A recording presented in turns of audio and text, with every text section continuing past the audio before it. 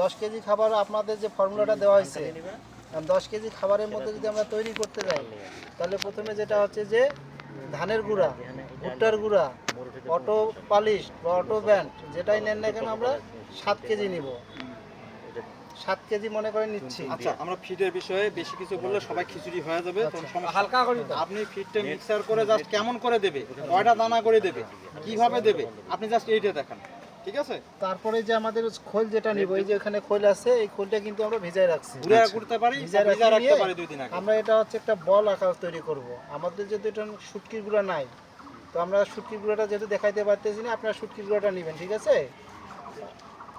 শুটকির গুঁড়াটা নাই। এবং আটা যদি আপনারা তো আটাটাও না দিতে পারেন, আটাটা দেওয়ার দরকার নেই। আপনারা হচ্ছে কি এটা দিলেন, প্রথমে হচ্ছে দিলেন ভুট্টার গুঁড়া, তারপর হচ্ছে আটাটা আমরা কেন দেবো প্রশ্ন থাকতে পারে না? হ্যাঁ, আমরা যারা হচ্ছে ফিড তৈরি করে 1-1.5 মাস রাখবো, হ্যাঁ, দেখা যাচ্ছে একটা ভালো পাওয়া যায়, মেশিন সেট করে ওখানে মিক্সারটা দিলে ওর চাপে হচ্ছে শ্যামাইয়ের মতো করে ফিডটা বের হয়। হ্যাঁ, বেশি পানি দেওয়া যাবে না, শ্যামাইয়ের মতো করে বের হয়। এটা যদি একদিন আধো আলো, যেমন এই যে রোদটা আছে, এই রোদে একদিন শুকাইতে হবে। একদিন শুকালে পুরোপুরি শুকনো হয়ে যাবে। এটা যখন বস্তার দিকে একটা ডাং দেবো, দেখবেন ছোটো ছোটো ছোটো ছোটো ছোটো ছোটো টুকরে টুকরে হয়ে গেছে। এটা আমরা 1 থেকে 1.5 মাস সংরক্ষণ করতে পারবো। এখন ধানে গুঁড়া থাকতেছে, বিভিন্ন কিছু থাকতেছে, এটাতে একখানে লাগি থাকবে না। হ্যাঁ, এটা টক্সি বাইন্ডার পাওয়া যায়। টক্সি বাইন্ডার আবার ফির 50-60 কেজি, তো অনেক দাম। কোম্পানি যে ফিড তৈরি করে তারা নেয়, আমাদের টক্সি বাইন্ডার দরকার নাই। এখন আমরা কি করব, আমরা একটু যদি ময়দাটা দেই, গমের আটাটা দেই, ওটা দেখবেন ফিডটা সবখানে লাগিয়ে থাকবে। প্লাস হচ্ছে ময়দাতে গমের ভুসি, দেখবেন 45 টাকা দাম। কেন? গমের ভুসিতে কিন্তু ভালো পরিমাণ কিন্তু প্রোটিন থাকে, ঠিক আছে? আর ময়দাটাতে কিন্তু ভালো পরিমাণ প্রোটিন আছে। এখন এটা দিলে আমাদের বাইন্ডিংটা থাকতেছে, একটা উপকরণ আরেকটা উপকরণ একসঙ্গে লেগে থাকতেছে। এটার সঙ্গে আপনি সি দিতে পারেন, ভিটামিন সি, সিবিট দিতে পারেন। আপনি এর সঙ্গে কি করতে পারেন, ওইদিকে যান মুরব্বি, বিসি মিক্সটা দিতে পারেন। পশ্চিম দিকে যান। হ্যাঁ, এখন এই খাবারটা কিন্তু আমরা 2 আকারে দিব, ঠিক আছে? একটা হচ্ছে বল আকারে দিতে পারি, আর একটা হচ্ছে ডাইরেক্ট পুকুরে ছিটাই দিতে পারি। এখন আমরা যেটা উপাদানগুলো মিক্সড করলাম, করার পর আমরা কিন্তু বাড়িতে আনি রাখি দিলাম, ঠিক আছে? রাখার পরে আমরা পুকুর পাড়ে এটা ছিটাই দেই। অনেকে পুকুর পাড় থেকে পুকুরে ছিটাই দেই। দিলে হচ্ছে যে উপরের স্তরে যে মাছগুলো আছে, সেই মাছগুলো খাইতে পারলো।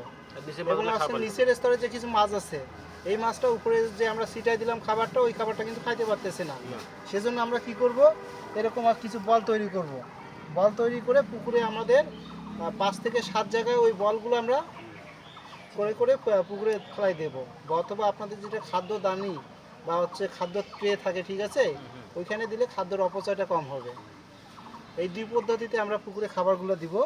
তো আমরা অর্ধেকটা ভিজাই দিব আর অর্ধেকটা শুকনো দিব। হ্যাঁ, অর্ধেকটা শুকনো দিব, অর্ধেকটা কিছু আমরা বল করে। শুকনোটা দিলে আপনার হচ্ছে মিক্সার করে যা ছিটাই দেবো। হ্যাঁ, ও ধীরে ধীরে ডাকবে, পানি মিক্সার হবে, ডাকবে। আবার যদি বড় বড় মাছ থাকে, তা বড় বড় বল করবো। বল করে যদি আমরা থ্রো করি, দেখবেন যে বলটা ধীরে ধীরে ঘুরে হতে হতে নিচের দিকে যাবে।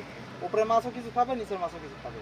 আর আমরা ফিডিং রিং এবং স্যাম্পলিং অর্থাৎ মাছটা নমুনায়ন কেন করব এবং হচ্ছে ফিডিং রিংটা কেন ব্যবহার করব, এটা আমরা আগামীকাল ইনশাআল্লাহ জানার চেষ্টা করব। আপনার বল করে যদি আপনার পুকুরে ইয়ে করে মাছগুলো আবার দৌড় মারবে, আবার লাফালাফি শুরু, এটা হচ্ছে একটা, কিন্তু তারা হচ্ছে অক্সিজেন একটা পাচ্ছে, অক্সিজেনও পাচ্ছে, দেখাও যাচ্ছে যে কেমন খাচ্ছে না খাচ্ছে। কেমন খাচ্ছে না হচ্ছে দেখা যায়। বড় মাছ কিন্তু যে পাউডারটা অনেক সময় খাইতে চায় না। আমি ওই যে কইলা আর হচ্ছে আপনার চালের গুঁড়া আর তো মুখেই বাজবে এসব ওই নিজেই মোটামুটি করে ঠিক মাছ। সবচেয়ে সিম্পল খাদ্য কি জানেন? সবচেয়ে সিম্পল অল্প খরচে খাদ্য, মানে অল্প পরিশ্রম। 10 কেজি যদি খাবার তৈরি করেন, 7 কেজি দেবেন ধানের গুঁড়ো, 3 কেজি দেবেন হচ্ছে খোলের গুঁড়া। সিম্পল হিসাব, সব রিকভার 22 থেকে 24% পর্যন্ত চলে আসে। 7 কেজি হচ্ছে ধানের গুঁড়া, 3 কেজি হচ্ছে খোলের গুঁড়া। দেখলে আমরা আকারই বলি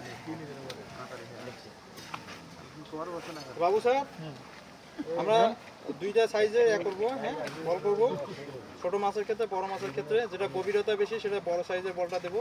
হ্যাঁ,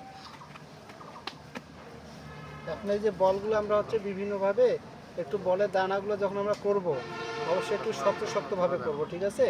শক্ত শক্ত করে রাখলে আমরা যে জায়গাটায় দিব, দিয়ে মাছ খাওয়ার কিছুটা যাতে সময় পায়। আর যখন আমরা নরম করব, পানিতে দেওয়ার সাথে সাথে গুলে যাবে।